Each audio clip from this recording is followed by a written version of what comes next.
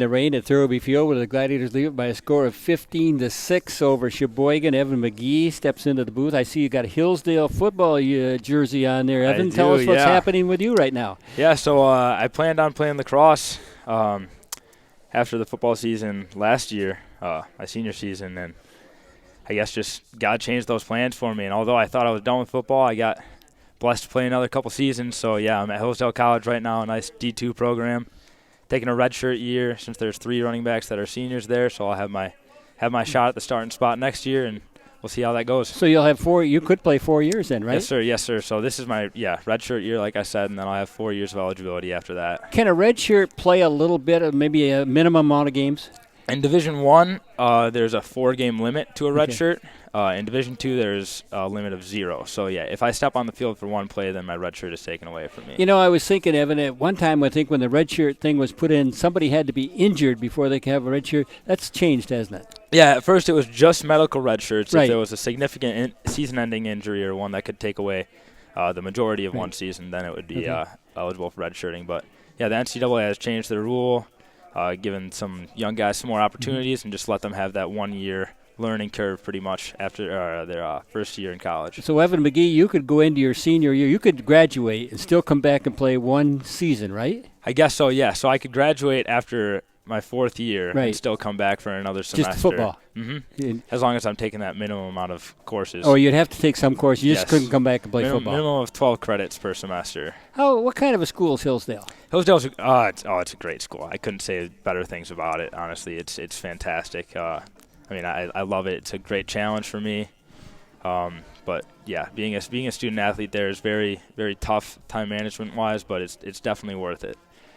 Tell us a little bit about, does the team live together, stay together, eat together? Tell us about. So in my dorm, I have all the freshmen and most of the sophomore football players at Hillsdale.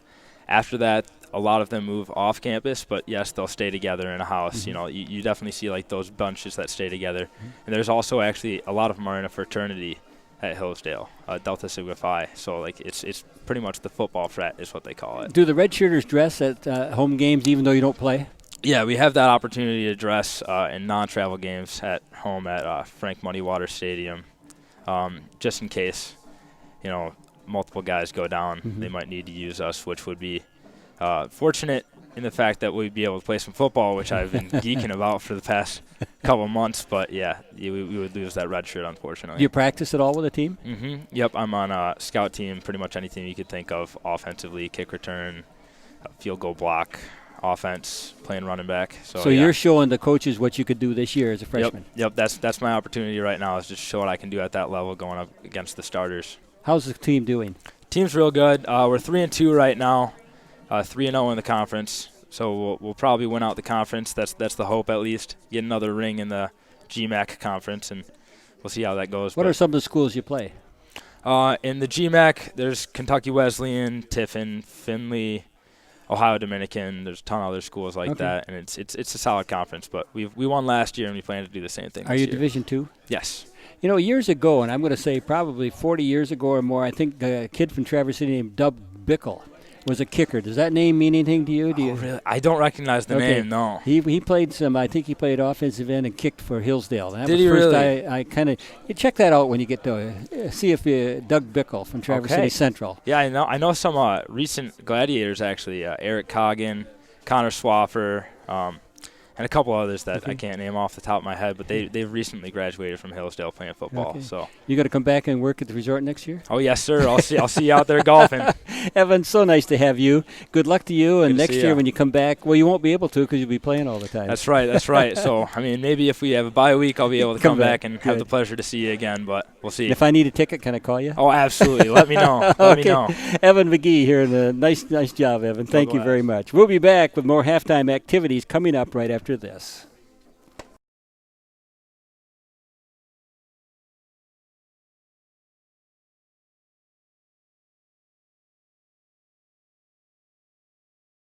What's going on, everybody? This is Chad with the band Unspoken. And October 18th, we are coming to Traverse City, Michigan at the East Bay Calvary Church with the Reason Tour. Unspoken, Stars Go Dim, and Katie Hurst. It's going to be a wonderful night. We want you to come and hang out with us. You can get tickets at unspokenmusic.com and more information there as well. We hope to see you there.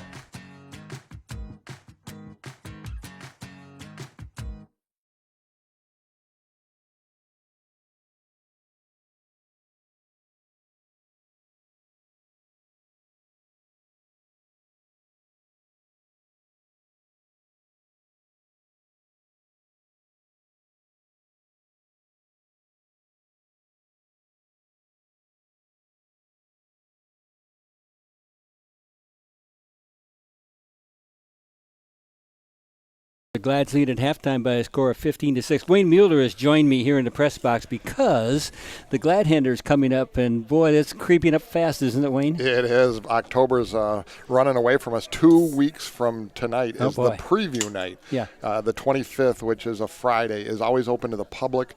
There's two things we do there. We want to open it up so people can come in and see how the place has been transformed, our school, St. Francis High School. But the second reason we do it is to thank the community. Our community is so good to us in so many ways, the businesses, and it's kind of our way of saying, come on in, see what's going on, have some hors d'oeuvres, have a drink, and just be thanked for how supportive you are. All the items that are auctioned off that night, are they all given, or you buy them, or are they all given? About 99% of them are given. Some of the real expensive items, sometimes there's a little bit of cost. Like a car? Yeah, the cars aren't completely free, but in general, yes, everything's donated. It's just an amazing amount of support. So is there still tickets available for this event? There definitely Saturday are. night? Yeah, so Saturday night the 26th is the actual main event. It's a ticketed event. They're $175. There are still tickets available, but we're filling up. Oh, good. Just like every year, the attendance is really climbing. It's just an incredible evening. If you've never seen it or been part of it, there will probably have somewhere between 500 and 600 guests. Yo. It's an incredible amount of camaraderie. A lot of excitement, a lot of auction bidding, and it's just a great way to renew friendships and form some new ones. What kind of food you serve? Oh, it's a filet mignon dinner. So it's a black tie optional filet mignon dinner. Our staff actually prepares the meal, so our kitchens do it, and they're excited to do another amazing meal this year. So who does the waitressing? It's a mixture of some that we hire for the evening, but a large part of it is volunteers. You know, in totality, we have 500 different volunteers who participate in Gladhander on one level or another. That night, there'll be probably 150 volunteers on site, serving, cleaning up, doing all sorts of things. Now, at that block in 11th Street is actually closed. Tell us about that. And is the entrance all different to the high school? Yeah, so the entrance is on 11th Street. So you need to come in the doors on the south side or the 11th Street of the building. But yeah, we actually closed those roads during that evening, so that whole site is just for Gladhander. You have some parking available for those that want to come? Oh, sure. Yeah, we make it very convenient for the guests. You want to talk anything about money's been raised over the years? Yeah, Gladhander every year is approximately $375,000-$400,000. It's an amazing amount of money, and there's two primary purposes. You know, the bulk of our salaries is for teachers. The teachers are the people who spend 7 hours a day with the kids. They are vital to our culture, and it goes a long ways to retaining and recruiting teachers. So that's probably the primary use. The secondary use is scholarships. We are a tuition-based school. 1/3 of our families have some level of support with their tuition, and Gladhander goes a long ways to keeping families in our system. Is the St. Francis school system growing? Parts of it are. So like our high school, our freshman class this year, over 100 kids. Oh. It's one of our largest freshman classes in probably 30 years. When you look on a K-12 basis, we're staying very steady. So we're just creeping up a little bit every year. So it's just solid support. What's that new school meant to the school system? It's been amazing. The school's beautiful. If you haven't seen it, I encourage you to come and see it. We really try to reflect the beauty of the church and the beauty of Christ in the school. The energy there with 550 kids on campus is palpable. It's such a beautiful place, and I think it'll really start boosting enrollment as we see over time. People will be very attracted to come to our school system. Okay, somebody listening wants to come. How do they get tickets? 941-GLAD, 941-4523 is the phone number, or gladhander.com.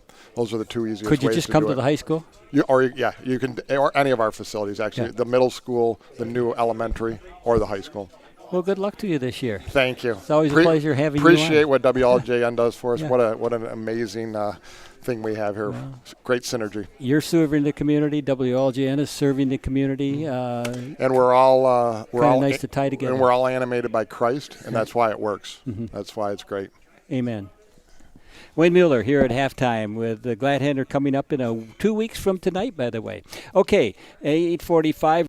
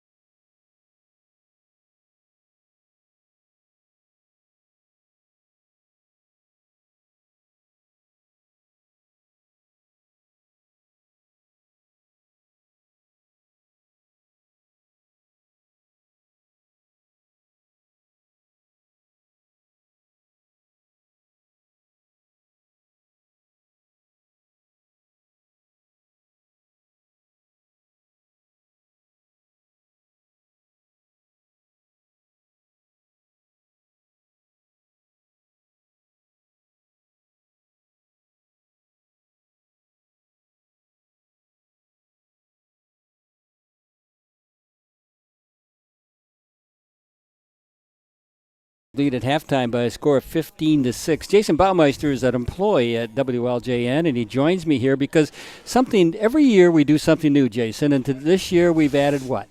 Yeah, so another element of social media. Last year was our first, experiment on using Facebook Live to interview or do our halftime interviews and our post-game reports. And it was really well received. Well, this year we decided to add a little bit of a program to it to help us do these Facebook Lives a lot better. So if you're watching on Facebook right now, hi, how you doing? This is Don. So basically what it has helped us as a radio station do is to branch all sorts of media. So we're just not radio now. We're on TV as well on Facebook. So, but it helps with sponsorships because we can, like Michigan Broadband Services, we run a little banner ad at the bottom, so that gives them some exposure. And then Jimmy Johns, who sponsors the post-game report, we get them some exposure as well. But I think what's really fun about doing these Facebook Lives is at the end of the game when you interview the players of the game and coach sellers, it really gives them another element to train for. You know, not only am I going to be heard, I'm also going to be seen. And I'll tell you what, the coaching staff at St. Francis here has done an amazing job at training these young men on how to be interviewed and then how to respond to your questions. I think that's just my personal opinion. But so Facebook, everybody's on it, and so we just wanted to join the group, right? So if you're listening right now and you want to watch some of the interviews or the post-game reports and see all the guests that Don has on, just log on to Facebook and search WLJN 89.9, and when we go live, it'll tell you. I was going to ask you how you do that because I'm not a Facebook viewer. Yep, okay. Now, let's say that somebody misses the tonight. They're gone or something else happened. Can they tune into the Facebook and catch tonight's activities? Absolutely. And actually, we have quite a lot of viewers after the fact. So our goal, obviously, is to get people to view it in real time. Yeah. But we have anywhere from 150 to 250 views post video. So, yeah, they are stored and logged on our Facebook page. So if you go to the Facebook page and you like our page, you will always be informed when we start a live video. So if you're listening to the game on the radio and you got your internet on, be ready for that little icon that comes up that tells you that WLJN is now live. So they can go and check it out. So. Boy, and that actually counts the number of people tuning in too, right? It does, yeah. And we had a record amount last year, which was our first year, during the playoff game. When who was up north? It wasn't playoffs, I guess. It was the last game of the season. Okay. who was it? North Lathrop? Yeah. New Lathrop. New Lathrop, excuse me. When they were here, we had more New Lathrop listeners or viewers than we did St. Francis, and they were commenting in, and that's what we like. We want it to be interactive. Yeah. So don't just come and watch, but type in a comment. Let us know you're here. Same thing with texting. We love texting. It's all part of the media that we have at Good News Media. So if you're listening, 231-946-1400, text us and let us know where you're from. It's fun for us to see all over the world people texting in. So. How much feedback, I know you're an employee of the station, so you're there weekly. How much feedback does the station get from viewers or listeners each week? Do you get some feedback? Occasionally we do, yeah. I wouldn't say it's our primary source for getting comments. But, we try to do as much as we can to be interactive and seek people's their reviews of our Facebook page of our radio station. But where we really love to get their interaction is during our fund drives and share-a-thons. So, and that's coming up. It is, our Fuel FM fund drive, it's the station that I'm employed by. Okay. That's next week, Tuesday, Wednesday, Thursday, and WLJN's is the following. It's 22nd, 23rd, and 24th. Correct. So if you want to see us keep going strong on the air and keep employing Don for 10, 12 more years. Hey, might happen. Please donate to the station. Jason, always a pleasure. Don, it's awesome working here. I love you. You do a great job, too. So Thank you. Thank you. That comes from an employee. Says I do a great job. Well, anyway, I paid him for that. All right, we're going to take a break. We'll come back. John has some halftime figures and facts coming up right after this timeout.